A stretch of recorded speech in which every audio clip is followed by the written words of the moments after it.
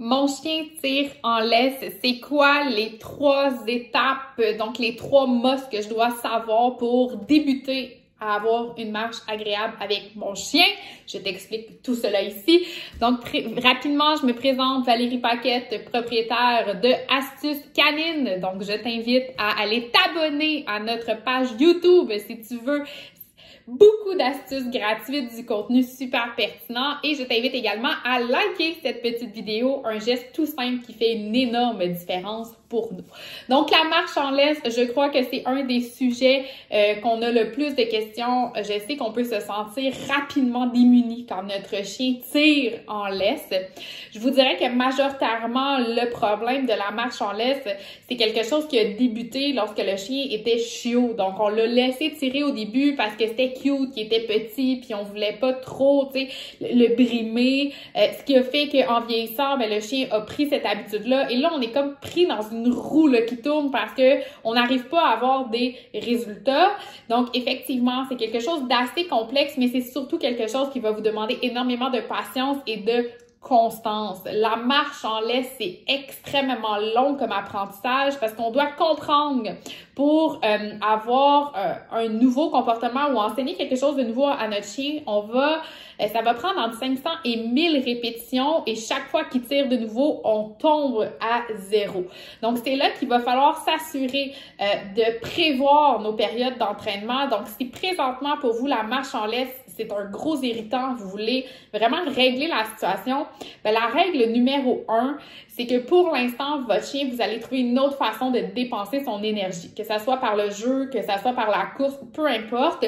Je veux vraiment que votre chien ait une autre façon de dépenser son surplus d'énergie et lorsque vous allez lui mettre son équipement de marche en laisse, ça va être vraiment juste pour l'entraîner de courtes périodes. Qu'est-ce qu'on veut? C'est enseigner à notre chien des exercices de proximité. On veut montrer à notre chien que chaque fois qu'il est près de nous, c'est payant, c'est donc bien merveilleux. Par contre, avoir l'attention de son chien entre 5 et 10 minutes, c'est réaliste. Au-delà de ça, c'est sûr que ça ne fonctionnera pas. Donc, la première étape est vraiment importante, c'est de s'assurer que votre chien va dépenser son surplus d'énergie d'une autre façon et de prévoir dans votre horaire des périodes d'entraînement entre 5 et 10 minutes par jour, 1 à 2 fois par jour, où est-ce que vous allez seulement aller pratiquer des exercices de proximité. C'est quoi un exercice de proximité? C'est s'assurer que chaque fois que son chien est près de vous, vous récompensez. Même qu'au début, je vais vous suggérer de faire ces exercices-là sans laisse dans un endroit clôturé et de vraiment récompenser votre chien chaque fois qu'il est près de vous. Ce qu'on veut que votre chien comprenne, c'est que la plus belle chose au monde présentement, c'est d'être près de vous, équivaut à récompense. Deuxième astuce, je vais m'assurer d'avoir des récompenses de très haute valeur que je ne vais pas utiliser dans la vie de tous les jours. Vous devez compétitionner contre les odeurs au sol, les chiens qui se promènent, les gens qui sont là. Donc, il faut que vous ayez énormément de valeur aux yeux de votre chien avant de penser que celui-ci va vous écoutez au lieu d'aller mettre son nez à terre et de tirer sur la laisse. Donc, deuxième astuce, assurez-vous d'avoir des récompenses assez payantes, ce qui vont faire que votre chien va avoir le goût de vous écouter et la durée de vos entraînements aussi vont énormément jouer sur la valeur de vos récompenses. La troisième astuce aussi qui va être super importante, c'est de pratiquer des exercices d'engagement avant d'aller marcher. Donc, si votre chien ne sait pas que vous existez, si vous n'avez pas de valeur aux yeux de votre chien, la marche, elle ne fonctionnera pas. Donc, des exercices d'engagement, c'est ultra simple. C'est des choses que vous pouvez faire tous les jours avec votre chien, avec sa nourriture, environ 5 minutes par jour. Un petit exercice simple qui va changer toute la dynamique avec votre chien. Je vous mets le lien juste ici. On a fait une vidéo sur les exercices d'engagement. Donc, je vous conseille fortement de pratiquer ce type d'exercice-là 1 à 2 fois par jour.